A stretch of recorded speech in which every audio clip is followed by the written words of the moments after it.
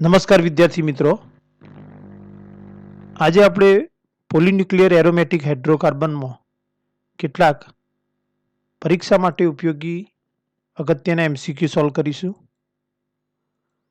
પ્રશ્ન number 1, બહુચક્રીય aromatic hydrocarbon છે એ વિષમ પરમાણુ ધરાવતા એક ચક્રીય સંયોજનો, કાર્બન અને હાઇડ્રોજન પરમાણુ ધરાવતા ચક્રીય સંયોજનો, એક કરતાં વધુ એરોમેટિક ચક્ર ધરાવતા હાઇડ્રોકાર્બન સંયોજનો ને ડી એક એરોમેટિક ચક્ર ધરાવતા હાઇડ્રોકાર્બન સંયોજનો.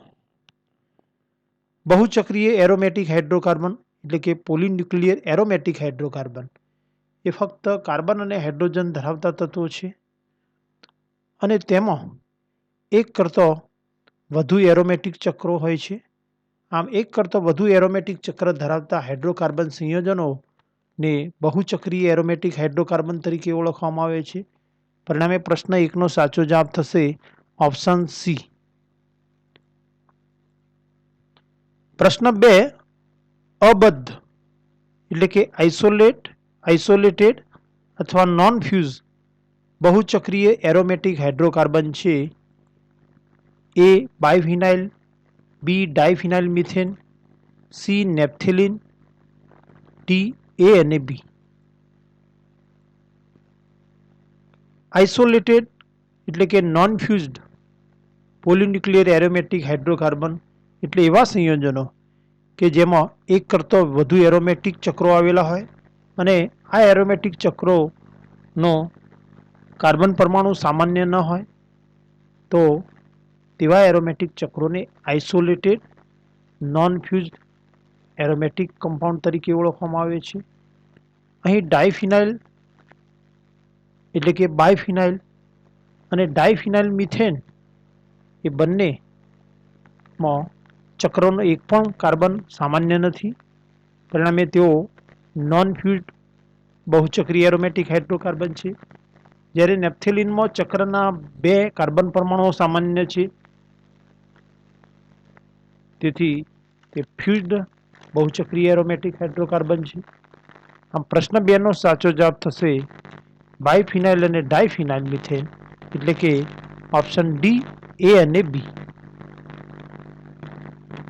પ્રશ્ન 3, બદ્ધ એટલે કે કન્ડેન્સ અથવા ફ્યુઝડ બહુચક્રીય એરોમેટિક હાઇડ્રોકાર્બન છે એ નેપ્થેલિન, બી ડાયફિનાઇલ મિથેન, સી ટ્રાઇફિનાઇલ મિથેન અને ડી બાયફિનાઇલ.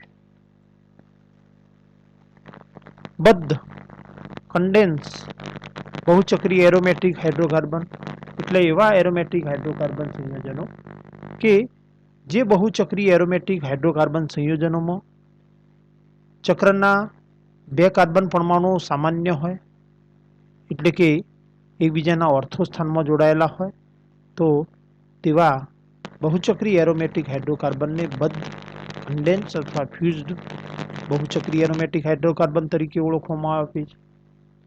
પરિણામે આપેલા 4 પૈકી ટ્રાઇફિનાઇલ મિથેન, ડાયફિનાઇલ અને ડાયમિથાઇલ મિથેન એ નોન ફ્યુઝ બહુચક્રીય એરોમેટિક હાઇડ્રોકાર્બન થશે. જ્યારે નેપ્થેલિનમાં ચક્રના 2 કાર્બન પરમાણુઓ સામાન્ય છે. પરિણામે નેપ્થેલિન એ કન્ડેન્સ બહુચક્રીય એરોમેટિક હાઇડ્રોકાર્બન છે. પરિણામે પ્રશ્ન 3નો સાચો જવાબ થશે ઓપ્શન એ. પ્રશ્ન 4, નેપ્થેલિનનું અણુસૂત્ર છે, 4 ઓપ્શન આપેલા છે.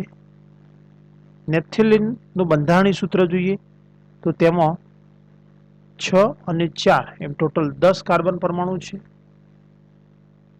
2 સામાન્ય કાર્બન પરમાણુઓ જેની સંયોજકતા 4 પૂર્ણ થયેલ છે, જેમાં તે 3 કાર્બન પરમાણુ સાથે અને એક ડબલ બોન્ડ છે. એનો મતલબ કે વચ્ચેના 2 સામાન્ય કાર્બન પરમાણુ ઉપર હાઇડ્રોજન પરમાણુ નથી. બાકીના 8 કાર્બન પરમાણુ ઉપર એક હાઇડ્રોજન છે. પરિણામે નેપ્થેલિનનું અણુસૂત્ર થશે C10H8 એટલે કે પ્રશ્ન 4નો સાચો જવાબ છે ઓપ્શન બી. પ્રશ્ન 5, નેપ્થેલિનમાં કેટલા પ્રકારના હાઇડ્રોજન પરમાણુ છે? 10, 8, 4 કે 2? નેપ્થેલિન જેમાં બે બેન્ઝીન ચક્રો એકબીજાના ઓર્થો સ્થાનમાં જોડાયેલા છે, બે કાર્બન પરમાણુ સામાન્ય છે, તેમાં બે સામાન્ય કાર્બનની નજીકના કાર્બન પરમાણુ એ આલ્ફા સ્થાન થશે અને તેનાથી દૂરના 4 બીટા સ્થાન. તો ટોટલ 8 હાઇડ્રોજન પરમાણુ પૈકી 1, 4, 5 અને 8 સ્થાન એ આલ્ફા, 2, 3, 6, 7 બીટા એમ ટોટલ 8 હાઇડ્રોજન પૈકી 4 આલ્ફા અને 4 બીટા એટલે કે ટોટલ 2 પ્રકારના હાઇડ્રોજન પરમાણુ છે. પરિણામે પ્રશ્ન 5 નો સાચો જવાબ થશે ઓપ્શન ડી. પ્રશ્ન 6, નેપ્થેલિનમાં કયા સ્થાનોને ગ્રીક સંજ્ઞા આલ્ફા વડે દર્શાવાય છે? એ 1, 2, 3, 4, બી 1, 2, 5, 6, સી 2, 3, 6, 7 અને ડી 1, 4, 5, 8. નેપ્થેલિનમાં ચક્રની નજીકના બે સ્થાન આલ્ફા સ્થાન અને તેનાથી દૂરના સ્થાને બીટા સ્થાન.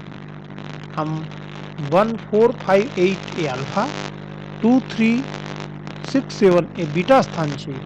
પરિણામે આલ્ફા સ્થાનો એ 1, 4, 5, 8. પરિણામે પ્રશ્ન 6 નો સાચો જવાબ થશે ઓપ્શન ડી. પ્રશ્ન 7, નેપ્થેલિનમાં કયા સ્થાનોને ગ્રીક સંજ્ઞા બીટા વડે દર્શાવાય છે? 4 ઓપ્શન આપેલા છે. તે પૈકી નેપ્થેલિનના બંધારણમાં જોઈએ તો બે પ્રકારના હાઇડ્રોજન પરમાણુ, જે પૈકી બે સામાન્ય કાર્બન પરમાણુથી દૂરના બીટા એ 2, 3, 6, 7 થશે. પરિણામે પ્રશ્ન 7 નો સાચો જવાબ છે ઓપ્શન સી. પ્રશ્ન 8, મોનોવિસ્થાપિત નેપ્થેલિનના કેટલા સંઘટકો શક્ય છે? 1, 2, 3 કે 4? નેપ્થેલિનમાં કુલ 8 હાઇડ્રોજન પરમાણુ અને 8 હાઇડ્રોજનના કુલ 2 પ્રકાર છે, એટલે કે 2 પ્રકારના હાઇડ્રોજન પરમાણુ છે. અહીં નેપ્થેલિનનું જ્યારે મોનોવિસ્થાપન કરવામાં આવે ત્યારે આલ્ફા સ્થાનમાં વિસ્થાપન શક્ય છે અને બીટા સ્થાનમાં. એટલે કે 2 પ્રકારના હાઇડ્રોજન પરમાણુ હોવાથી 2 પ્રકારના મોનોવિસ્થાપિત સમઘટકો શક્ય છે. પરિણામે પ્રશ્ન 8 નો સાચો જવાબ થશે ઓપ્શન બી. પ્રશ્ન 9, નેપ્થેલિન કેટલા પાઈ ઇલેક્ટ્રોન ધરાવે છે? 4 ઓપ્શન આપેલા છે. નેપ્થેલિનમાં ટોટલ 5 દ્વિબંધ છે, એટલે કે 5 પાઈ બંધ હોવાથી કુલ પાઈ ઇલેક્ટ્રોનની સંખ્યા 10 થશે.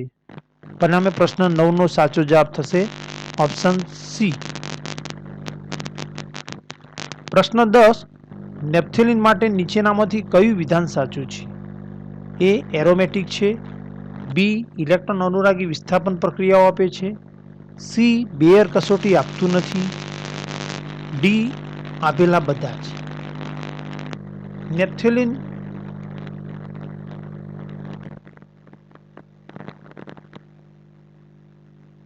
ના બંધારણમાં કુલ 5 પાઈબંધ, એટલે કે એકી સંખ્યામાં પાઈબંધ ધરાવે છે. પરિણામે ટોટલ પાઈ ઇલેક્ટ્રોનની સંખ્યા 4n+2 પાઈ ઇલેક્ટ્રોન થશે. 5 પાઈબંધ એટલે 10 પાઈ ઇલેક્ટ્રોન. 4n+2 માં n બરાબર 2 લઈએ તો 4 × 2 + 2 એટલે 10 ઇલેક્ટ્રોન. આમ યુકેનના 4n+2 પાઈ ઇલેક્ટ્રોનનું પાલન કરે છે અને યુકેનના નિયમ અનુસાર નેપ્થેલિન 4n+2 પાઈ ઇલેક્ટ્રોન ધરાવતો હોવાથી સમતલીય અને ચક્રીય હોવાથી એરોમેટિક છે. બેન્ઝીનની જેમ સંસ્પંદનને લીધે નેપ્થેલિન વધુ સ્થાયી હોવાથી તે 5 દ્વિબંધ ધરાવતું હોવા છતાં યુગશીલ પ્રક્રિયાને બદલે બેન્ઝીનની જેમ ઇલેક્ટ્રોન અનુરાગી વિસ્થાપન પ્રક્રિયા આપે છે. તેમાં અસંતૃપ્તતા હોવા છતાં તે વધુ સ્થાયી હોવાથી KMnO4 નો રંગ દૂર કરતું નથી કે બ્રોમિન જલનો બદામી રંગ દૂર કરતું નથી. આમ બેર કસોટી આપતું નથી. પરિણામે નેપ્થેલિન ઉપરના ત્રણેય વિધાનો નેપ્થેલિન માટે સાચા છે. એટલે કે પ્રશ્ન 10નો સાચો જવાબ થશે ઓપ્શન ડી, આપેલા બધા જ. પ્રશ્ન 11, નેપ્થેલિનના નિકલ ઉદ્દીપકની હાજરીમાં રિડક્શનથી શું બને છે? ડાયહાઇડ્રોનેપ્થેલિન, ટેટ્રાહાઇડ્રોનેપ્થેલિન, ઓક્ટાહાઇડ્રોનેપ્થેલિન અને ડેકાહાઇડ્રોનેપ્થેલિન. નેપ્થેલિનનું નિકલ ઉદ્દીપકની હાજરીમાં હાઇડ્રોજનેશન કરવાથી પાંચેય દ્વિબંધમાં હાઇડ્રોજનનો અણુ ઉમેરાય છે અને સંપૂર્ણ રિડક્શનથી સંતૃપ્ત સંયોજન મળે છે અને પાંચેય દ્વિબંધ અદ્રશ્ય થાય છે. આમ પાંચેય દ્વિબંધમાં કુલ 5 હાઇડ્રોજનના અણુ ઉમેરાય છે અને 5 દ્વિબંધ દૂર થાય છે અને સંપૂર્ણ સંતૃપ્ત સંયોજન ડેકાહાઇડ્રોનેપ્થેલિન મળે છે, જેને ડેકાલિન તરીકે ઓળખવામાં આવે છે. પરિણામે પ્રશ્ન 11નો સાચો જવાબ થશે ઓપ્શન ડી. પ્રશ્ન 12, નેપ્થેલિનની ઓક્સિડેશન પ્રક્રિયાની નિપજો શાની હાજરી સૂચવે છે? 2 બેન્ઝીન ચક્રો ઓર્થોસ્થાનમાં નથી. 5 દ્વિબંધ. 2 બેન્ઝીન ચક્રો ઓર્થોસ્થાનમાં જોડાયેલા છે. ડી, આપેલા તમામ. નેપ્થેલિનનું જુદા જુદા ઓક્સિડેશન કરતા વડે ઓક્સિડેશન કરવામાં આવે. ક્રોમિક એસિડ વડે ઓક્સિડેશન કરતો 1,4-નેપ્થાક્વિનોન. એસિડિક માધ્યમમાં KMnO4 વડે ઓક્સિડેશન કરતો થેલિક એસિડ. જ્યારે ઓક્સિજનની હાજરીમાં વેનેડિયમ પેન્ટોક્સાઇડ વડે ઓક્સિડેશન કરતો થેલિક એનહાઇડ્રાઇડ બને છે. જેમાં ત્રણેય પ્રક્રિયાઓમાં એક બેન્ઝીન ચક્ર જોવા મળે છે અને બેન્ઝીન ચક્રના 2 ઓર્થોસ્થાનમાં કાર્બન પરમાણુ એટલે કે કાર્બન પરમાણુ જોડાયેલ હોય એવું બંધારણ છે. આમ આ બેન્ઝીન ચક્રના બંને ઓર્થોસ્થાનમાં કાર્બન પરમાણુ હોવાથી તેમાં રહેલા બંને બેન્ઝીન ચક્રો ઓર્થોસ્થાનમાં જોડાયેલા છે તેમ નક્કી થાય. પરિણામે પ્રશ્ન 12નો સાચો જવાબ થશે ઓપ્શન સી. પ્રશ્ન 13, નેપ્થેલિનના આવર્ત સંશ્લેષણમાં બેન્ઝીનનું કોના સાથે સંગનન કરવામાં આવે છે? એ મેલેઇક એનહાઇડ્રાઇડ, બી એસેટિક એનહાઇડ્રાઇડ, સી સક્સેનિક એનહાઇડ્રાઇડ અને ડી થેલિક એનહાઇડ્રાઇડ. નેપ્થેલિનના આવર્ત સંશ્લેષણમાં બેન્ઝીનનું સક્સેનિક એનહાઇડ્રાઇડ સાથે સંગનન કરવામાં આવે છે. એટલે કે પ્રશ્ન 13નો સાચો જવાબ છે ઓપ્શન સી. પ્રશ્ન 14, નેપ્થેલિનમાં ઇલેક્ટ્રોન અનુરાગી વિસ્થાપન મુખ્યત્વે કયા સ્થાનમાં થાય છે? કેમ? સંસ્પંદન સૂત્રો વધુ હોવાથી આલ્ફા સ્થાનમાં, સંસ્પંદન સૂત્રો વધુ હોવાથી બીટા સ્થાનમાં, 2 સંસ્પંદન સૂત્રોમાં બેન્ઝીન ચક્ર હોવાથી આલ્ફા સ્થાનમાં, 2 સંસ્પંદન સૂત્રોમાં બેન્ઝીન ચક્ર હોવાથી બીટા સ્થાનમાં. નેપ્થેલિનમાં 2 પ્રકારના હાઇડ્રોજન પરમાણુ છે, C1 આલ્ફા અને C2 બીટા. આમ બેન્ઝીનમાં આલ્ફા અને બીટા સ્થાનમાં ઇલેક્ટ્રોન અનુરાગી પ્રક્રિયકના આક્રમણથી મળતા સંસ્પંદન સૂત્રો દોરવામાં આવે તો બંનેમાં 5 સંસ્પંદન સૂત્રો જોવા મળે છે. જે પૈકી આલ્ફા સ્થાનમાં ઇલેક્ટ્રોન અનુરાગીના આક્રમણથી મળતા 5 સંસ્પંદન સૂત્રો પૈકી પ્રથમ 2 સંસ્પંદન સૂત્રોમાં એક બેન્ઝીન ચક્ર છે, જેમાં 3 એકાંતરે દ્વિબંધ આવેલા છે. જ્યારે C2 સ્થાનમાં આક્રમણથી મળતા 5 સંસ્પંદન સૂત્રો પૈકી એક જ સંસ્પંદન સૂત્રમાં બેન્ઝીન ચક્ર જોવા મળે છે. આમ C2 કરતો C1માં બેન્ઝીનોઇડ ચક્રોની સંખ્યા વધુ હોવાથી C1 સ્થાનમાં વિસ્થાપિત ઇલેક્ટ્રોનમાંથી વિસ્થાપિત સિગ્મા સંકીર્ણની સ્થિરતા વધુ થશે અને પરિણામે નેપ્થેલિનમાં ઇલેક્ટ્રોન અનુરાગી વિસ્થાપન C1 એટલે કે આલ્ફા સ્થાનમાં થાય છે. પરિણામે પ્રશ્ન 14નો સાચો જવાબ થશે ઓપ્શન સી. બે સ્થાનમાં બે સંસ્પંદન સૂત્રોમાં બેન્ઝીન ચક્ર હોવાથી આલ્ફા સ્થાનમાં. પ્રશ્ન 15 નેપ્થેલિનની સાંદ્ર નાઇટ્રિક એસિડ અને સાંદ્ર સલ્ફ્યુરિક એસિડ સાથે 60 ડિગ્રી સેલ્સિયસ તાપમાને પ્રક્રિયાથી મુખ્યત્વે મળે છે 1 nitro naphthalene, 2 nitro naphthalene, 1,2 ડાયનાઇટ્રો naphthalene અને 1,5 ડાયનાઇટ્રો નેપ્થેલિન. નેપ્થેલિનમાં ઇલેક્ટ્રોન અનુરાગી વિસ્થાપન પ્રક્રિયા મુખ્યત્વે આલ્ફા સ્થાનમાં થાય છે. જ્યારે નેપ્થેલિનની ઊંચા તાપમાને સલ્ફોનેશન અને ફ્રીડલ ક્રાફ્ટ પ્રક્રિયાઓ બીટા સ્થાનમાં થાય છે.